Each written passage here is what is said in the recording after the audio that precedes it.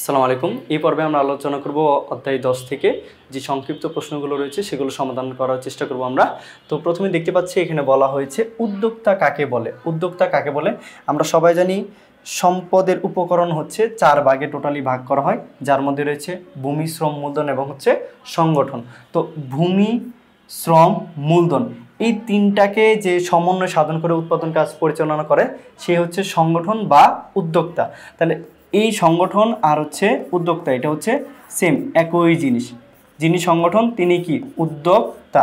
তো এখানে দেখেন মূল জিনিসটা হচ্ছে ভূমি, শ্রম, মূলধন। এই তিনটা জিনিসের সমন্বয় সাধন করে কাজ উৎপাদন কার্য পরিচালনা করে তাকে আমরা বলি উদ্যোক্তা বা সংগঠক বলি। এখানে বলা আছে সংগঠনের 3টি উপকরণ ভূমি, শ্রম ও মূলধনকে যে বা যারা সমন্বিত করে উৎপাদন কার্য পরিচালনা ও সম্পাদন করে তাদের উদ্যোক্তা বলে। তো উদ্যোক্তা হচ্ছে মূলত আপনারা বেসিকলি মনে রাখবেন হচ্ছে যে আমার উৎপাদনের উপকরণ হচ্ছে 4টি ভূমি, শ্রম, মূলধন এবং হচ্ছে সংগঠন, এবং সংগঠন বাদে যে 3টি উপকরণ আছে এই 3টার মধ্যে যে সমন্বয় সাধন করতে পারে সেই হচ্ছে উদ্যোক্তা। তো আমরা পরবর্তী প্রশ্নে চলে যাই।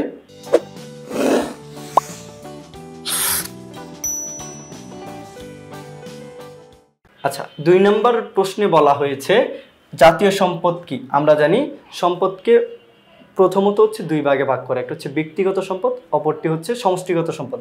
এবং যত ধরনের ব্যক্তিগত সম্পদ আছে, যত ধরনের সমষ্টিগত সম্পদ আছে সবগুলোকে একত্রে বলা হয় হচ্ছে জাতীয় সম্পদ। এখানে তাই বলা আছে রাষ্ট্রের সকল নাগরিকের ব্যক্তিগত সম্পদ এবং সমাজের সমষ্টিগত সম্পদকে একত্রে জাতীয় সম্পদ বলে, যেমন কর্মদক্ষতা, উদ্ভাবনী শক্তি ইত্যাদি জাতীয় সম্পদের অন্তর্ভুক্ত। এখন আপনি চিন্তা করেন, আপনি হয়তো বা ভালো হচ্ছে খেলতে পারেন, ক্রিকেট খেলতে পারেন, এটা কি একটা দেশের সম্পদ বা জাতীয় সম্পদ, ঠিক আছে। একইভাবে ধরনের কোনো বনাঞ্চল বা হতে পারে কোনো পার্ক, হতে পারে কোনো স্কুল, এগুলো কি এগুলো হচ্ছে সরকারের সম্পদ, যার কারণে এই দুইটা সমষ্টিকেই বলা হচ্ছে কি জাতীয় সম্পদ। তার মানে কি যত ধরনের সম্পদ আছে সবগুলোর সমষ্টি হচ্ছে জাতীয় সম্পদ, কারণ আপনি হচ্ছে দেশের সম্পদ, এই কারণে এটাকে বলা হচ্ছে সমষ্টিগত।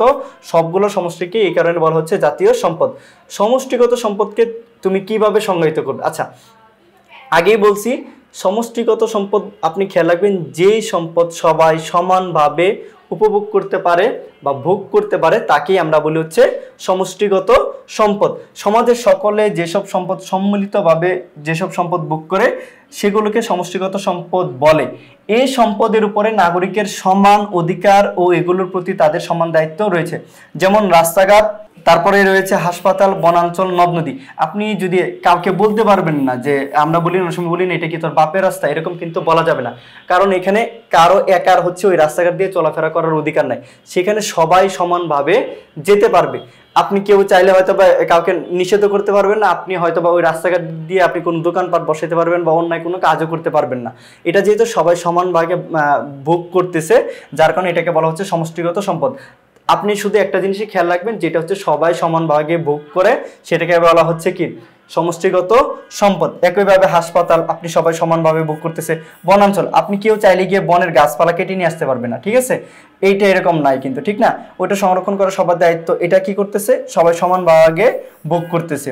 নদ নদী এগুলো কি সবাই সমানভাবে ভোগ করতেছে, যার কারণে এখানে বলা হচ্ছে এগুলোকে সমষ্টিগত সম্পদ। তার মানে আপনি মেন জিনিস মনে রাখবেন যে সমষ্টি যত সম্পদ আছে সবাই সমানভাবে ভোগ করবে, এই সমানভাবে ভোগ করাকেই হচ্ছে বলা হচ্ছে সমষ্টিগত সম্পদ।